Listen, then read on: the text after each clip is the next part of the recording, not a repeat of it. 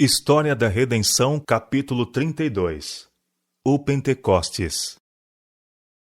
Quando Jesus abriu o entendimento dos discípulos para o significado das profecias concernentes a ele próprio, assegurou-lhes de que todo o poder lhe era dado nos céus e na terra, e enviou-os a pregar o evangelho a toda a criatura. Os discípulos, com o súbito reavivamento de sua velha esperança de que Jesus haveria de tomar seu lugar sobre o trono de Davi em Jerusalém, indagaram: Senhor, será esse o tempo em que restaures o reino a Israel? O Salvador, em referência ao assunto, pôs a incerteza em suas mentes, replicando que não lhes competia conhecer os tempos ou as épocas que o Pai reservou para sua exclusiva autoridade. Os discípulos começaram a esperar que o maravilhoso derramamento do Espírito Santo influenciasse o povo judeu a aceitar a Jesus.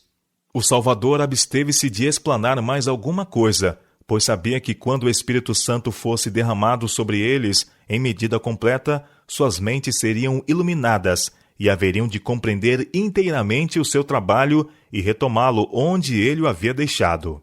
Os discípulos reuniram-se num aposento superior, unindo-se em oração às mulheres crentes, com Maria, mãe de Jesus, e seus irmãos. Estes irmãos que tinham sido descrentes estavam agora plenamente firmados na fé pelas cenas que acompanharam a crucifixão e pela ressurreição e ascensão do Senhor. O número de pessoas reunidas era cerca de 120. O derramamento do Espírito Santo. Ao cumprir-se o dia de Pentecostes, estavam todos reunidos no mesmo lugar. De repente, veio do céu um som, como de um vento impetuoso, e encheu toda a casa onde estavam assentados. E apareceram, distribuídas entre eles, línguas como de fogo, e pousou uma sobre cada um deles. Todos ficaram cheios do Espírito Santo, e passaram a falar em outras línguas, segundo o Espírito lhes concedia que falassem. O Espírito Santo, assumindo a forma de línguas de fogo, repousou sobre a Assembleia, como um emblema do dom outorgado aos discípulos de falar em confluência várias línguas diferentes, com as quais nunca tinham tomado contato anteriormente. A aparência de fogo significava o zelo fervente com que os apóstolos trabalhariam e o poder que assistiria às suas palavras. Sob esta celestial iluminação, as passagens da Escritura que Cristo tinha explanado aos discípulos apresentavam-se às suas mentes com brilho e a beleza de clara e poderosa verdade. O véu que os impedira de ver o fim daquilo que era abolido foi agora removido, e o objetivo da missão de Cristo e a natureza de seu reino foram compreendidos com perfeita clareza. No poder do Pentecostes. Os judeus tinham sido dispersados por quase todos os países e falavam vários idiomas. Tinham vindo de longas distâncias a Jerusalém e temporariamente fixaram residência ali, para permanecer durante as festas religiosas, então em andamento, e para observar seus reclamos. Quando reunidos, eram de todas as línguas conhecidas. Esta diversidade de línguas era um grande obstáculo para o trabalho dos servos de Deus em anunciar a doutrina de Cristo nas partes mais afastadas da terra. Ter Deus suprido a deficiência dos apóstolos de maneira milagrosa foi para o povo a mais perfeita confirmação do testemunho desses mensageiros de Cristo. O Espírito Santo fez por eles o que não poderiam ter feito por si mesmos em toda uma vida, de modo que eles podiam agora espalhar a verdade do Evangelho no estrangeiro, falando com perfeição a língua daqueles por quem estavam trabalhando. Este miraculoso dom era a maior evidência que poderiam apresentar ao mundo de que sua comissão levava o sinete do céu. Ora, estavam habitando em Jerusalém judeus, homens piedosos de todas as nações debaixo do céu. Quando, pois, se fez ouvir aquela voz, afluiu a multidão, porque se possuiu de perplexidade, porquanto cada um os ouvia falar na sua própria língua. Estavam, pois, atônitos e se admiravam, dizendo: Vede, não são, porventura, galileus todos esses aí que estão falando? E como os ouvimos falar, cada um em nossa própria língua materna? Os sacerdotes e príncipes ficaram grandemente irados com esta maravilhosa manifestação, que era referida através de toda Jerusalém e cercaninhas. Mas não ousaram demonstrar sua má disposição, por temor de se exporem ao ódio do povo. tinham levado o Mestre à morte. Porém, aqui estavam os seus servos e letrados homens da Galiléia, mostrando o maravilhoso cumprimento da profecia e ensinando a doutrina de Jesus em todas as línguas então faladas. Eles falavam com poder das maravilhosas obras do Salvador e desdobravam aos seus ouvintes o plano da salvação na misericórdia e sacrifício do Filho de Deus. Suas palavras convenciam e convertiam milhares que as ouviam. As tradições e superstições inculcadas pelos sacerdotes foram varridas de suas mentes, e eles aceitaram os puros ensinamentos da palavra de Deus. O sermão de Pedro. Pedro mostrou-lhes que esta manifestação era o cumprimento direto da profecia de Joel, na qual vaticinou que esse poder seria derramado sobre homens de Deus, a fim de capacitá-los para um trabalho especial. Pedro traçou a linhagem de Jesus em linha direta à nobre casa de Davi. Não usou nenhum dos ensinamentos de Jesus para provar sua verdadeira posição, pois sabia que seus preceitos eram tão grandes que isto não teria nenhum efeito. Referiu-se, porém, a Davi, a quem os judeus consideravam um venerável patriarca de sua nação. Disse Pedro: porque a respeito dele diz Davi: diante de mim via sempre o Senhor, porque está à minha mão direita, para que eu não seja abalado. Por isso se alegrou o meu coração, e a minha língua exultou. Além disto, também a minha própria carne repousará em esperança, porque não deixarás a minha alma na morte, nem permitirás que o teu santo veja a corrupção. Pedro aqui mostra que Davi não podia estar falando em referência própria, mas definidamente de Jesus Cristo. Davi morreu a morte natural como outros homens. Sua sepultura, com o venerável pó que continha, tinha sido preservada com grande cuidado até aquele tempo.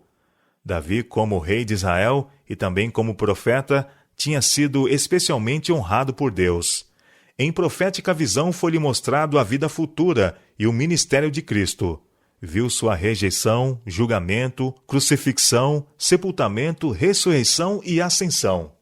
Davi testificou que a alma de Cristo não seria deixada no inferno, nem sua carne veria corrupção.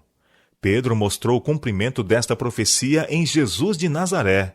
Deus efetivamente o havia ressuscitado do sepulcro antes que seu corpo visse corrupção, e agora era o ser exaltado nos céus dos céus.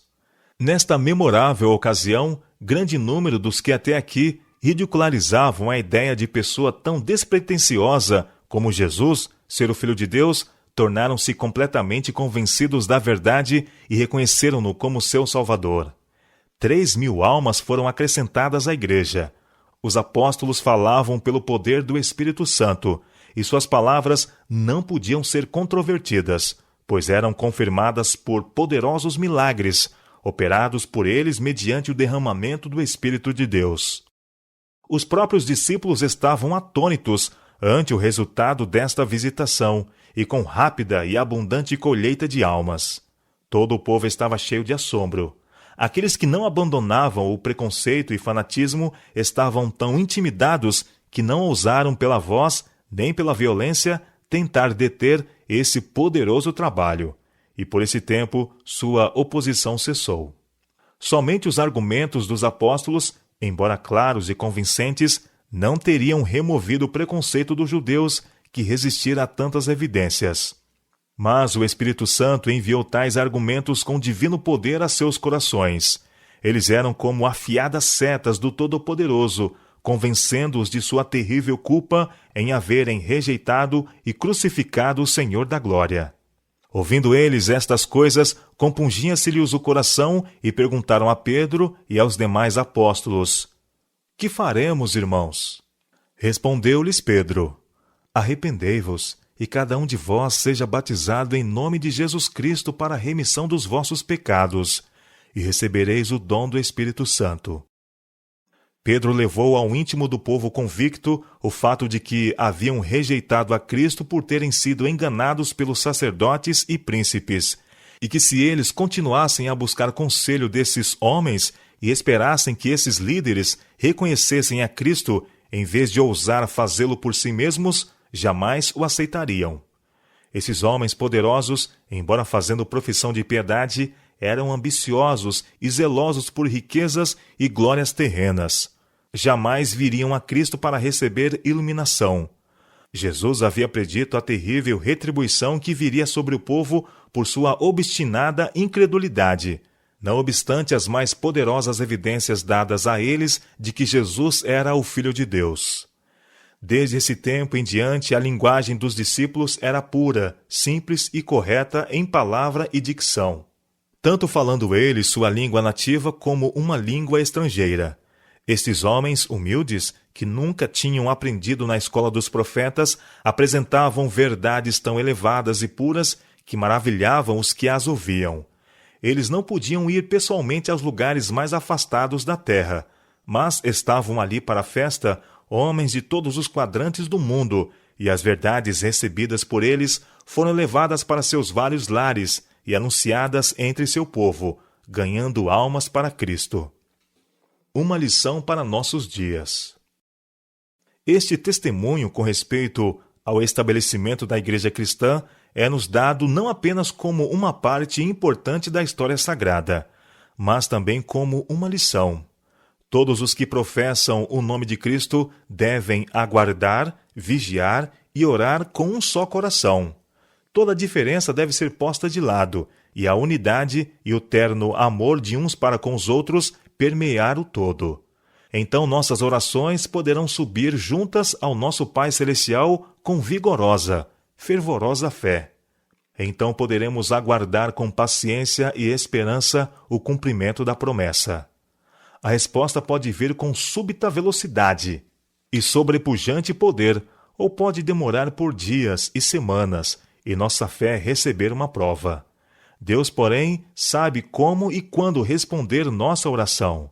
É nossa parte do trabalho colocarmos-nos a nós mesmos em associação com o divino canal. Deus é responsável por sua parte no trabalho. Ele é fiel ao que prometeu. A grande e importante questão conosco é ser um só coração e uma só mente, colocando de lado toda a inveja e maldade, e como humildes suplicantes, vigiarmos e aguardarmos. Jesus, nosso representante e cabeça, está pronto para fazer por nós o que fez pelos suplicantes e vigilantes no dia de Pentecostes.